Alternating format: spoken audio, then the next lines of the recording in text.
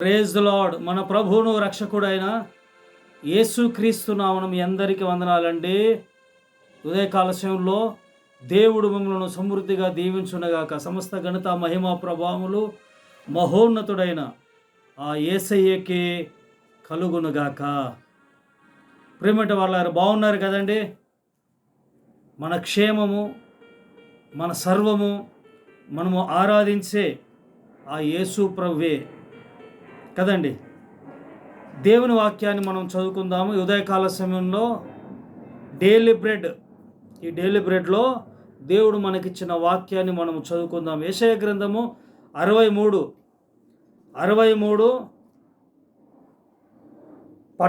అండి. 63వ అధ్యాయము, యెషయా గ్రంథం 63వ అధ్యాయము 14వ వాక్యం చదువుకుందాం. 14వ వాక్యం 2వ వరుస.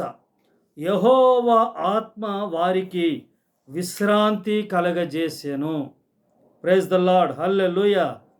యెహోవా ఆత్మ వారికి విశ్రాంతి కలగజేసెను. విశ్రాంతి కలగజేసెను. ఎవరు? యెహోవా ఆత్మ. ఏమండి, విశ్రాంతి అంటే నెమ్మది. నెమ్మది ఈ లోకంలో ఎక్కడ కనబడదు మనకు. ఏమండి, మనకు ఏ అవసరమో అవసరమని అన్నీ ఎక్కడో చోట దొరుకుతాయి కదా. కొన్ని దొరుకుతాయి. సరే, మా ప్రాంతం దొరకపోయినా పలానా చోటున దొరుకుద్దరా, అక్కడికి వెళ్తే నువ్వు అనుకున్నది అక్కడ దొరుకుద్ది, ఆ వస్తువు ఇక్కడ దొరకపోయినా అక్కడ దొరుకుద్దంటే ఆడికి వెళ్తారు. ఎంత ఖర్చు అయినా వెళ్ళిపోతారు కదండి.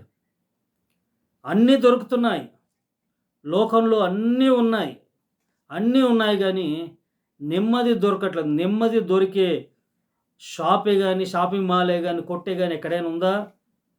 ఏమండి, నెమ్మది దొరికే కొట్టు, పలానా కొట్టులో నెమ్మది ఉంటుందండి, కొందాం పదండి అని చెప్పగలవా? అని చెప్పుకునేవారు ఎవరైనా ఉన్నారా? ఏమండి, ఏ షాపులైనా దొరుకుద్దా? పలానా షాపుల్లో అమ్ముతారండి, అక్కడ నెమ్మది ఉంటుంది అక్కడ అని ఎవరైనా చెప్పడం మీరు విన్నారా? ఏంటండి నెమ్మది షాపుల్లో అమ్మడం ఏంటి, షాపుల్లో దొరకడం ఏంటి అని అంటారేమో. నిజమే, షాపుల్లో కాదు, నువ్వు ఎంత వెతికినా ఎక్కడ దొరకదు. మరి నెమ్మది ఎక్కడ కలుగుద్ది, విశ్రాంతి ఎక్కడ కలుగుద్ది అంటే యెహోవా ఆత్మ నెమ్మదినిచ్చును. బైబిల్ చక్కగా రాయబడింది చూడండి. యెషయా గ్రంథము 63:14 కదా. యెహోవా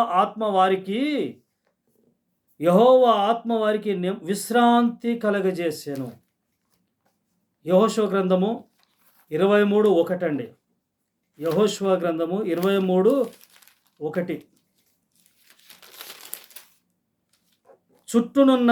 శ్రద్ధగా ఆలకించండి. చుట్టూనున్న వారి శత్రువుల్లో ఎవరునూ వారి మీదికి రాకుండా యెహోవా ఇశ్రాయేలీయులకు విశ్రాంతి, నెమ్మది కలగజేసిన మీదట అనేక దినములైన తర్వాత. చాలండి ప్రేమటి వారలారా, చుట్టూన్న వారి శత్రువుల్లో ఎవరును వారి మీదికి రాకుండా యెహోవా ఇశ్రాయేలీయులకు నెమ్మది కలగజేశాడంట.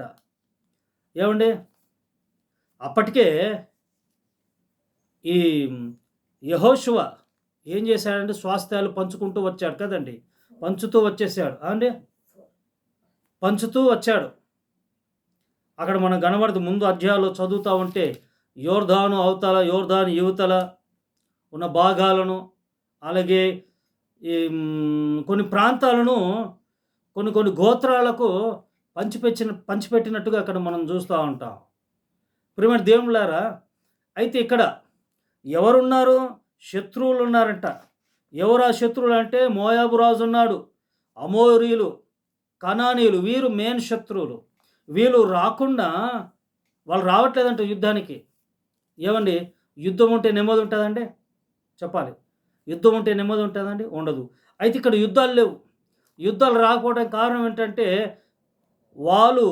వీళ్ళ మీదకి రాలేదంటే. బైబిల్లో చుట్టూన్న వారి శత్రువుల్లో ఎవరును వారి మీదకి రాకుండా యెహోవా ఇశ్రాయేలుకి నెమ్మది కలుగజేశాడు.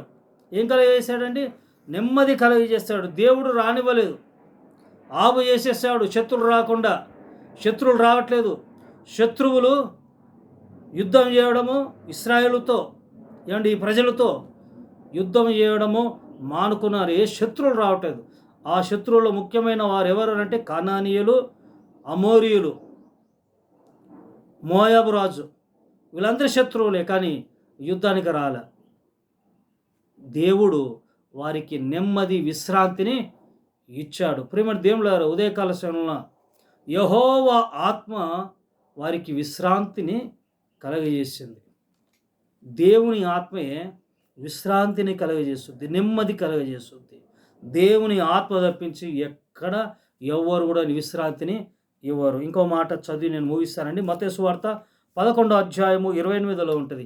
ప్రయాసపడి భారం మోసుకునిచున్న సమస్త జనులారా రండి, నా యొద్దకు రండి, నేను మీకు విశ్రాంతిని, నెమ్మదిని కలగజేస్తానని దేవుడు అంటున్నాడు. కాబట్టి ప్రేమ దేవులారా, యెహోవా ఆత్మ వారికి విశ్రాంతి అంటే నిమ్మలము, నెమ్మదినిచ్చింది. దేవుని ఆత్మ తప్పించి, దేవుని ఆత్మ వలన మాత్రమే మనకు నెమ్మది కలుగుతుందండి. అమోరీయులు, మోయాబీయులు, కనానీయులు, మోయాబు రాజు వీళ్ళందరూ యుద్ధము చేయడానికి వారు మానుకున్నారు, రాట్లే. అంటే దేవుడే విశ్రాంతిని ఇజ్రాయెల్ ప్రజలకు ఇచ్చాడు. ఉదయకాల సమయంలో దేవుడు మీకు కూడా ఆ ఆత్మ, దేవుని ఆత్మ మీకు విశ్రాంతిని, ఆ ప్రభు మీకు విశ్రాంతిని, నెమ్మదిని కలగజేయునగాక. ఆమేన్. చిన్న ప్రార్థన అండి. పరిశుద్ధుడ మహోన్నతుడగు తండ్రి, యెహోవా ఆత్మ వారికి విశ్రాంతిని కలగజేస్తుంది. అవును ప్రభా, మీ ఆత్మ మాకు విశ్రాంతిని కలగజేస్తుంది. ప్రభా నీకు స్తోత్రం. ఇంకా యుద్ధాలు లేవు. యుద్ధాలు లేకపోతే కారణం ఏంటంటే ప్రభా ఇదిగో తండ్రి, వాళ్ళు రాకుండా మీరే ఆపు చేశారు. ప్రభా ఈ స్వాస్థ్యమును మీరు కాపాడుకుంటూ పోయారు, విశ్రాంతినిచ్చావు. ఈ వాక్యమును ప్రతి బిడ్డను విశ్రాంతిని అనుగ్రహించమైపోనుమని యేసు నామమున ప్రార్థిస్తున్నాను తండ్రి. ఆమేన్. దేవునికి స్తోత్రం. మీ అందరి వందనాలండి. Praise the lord.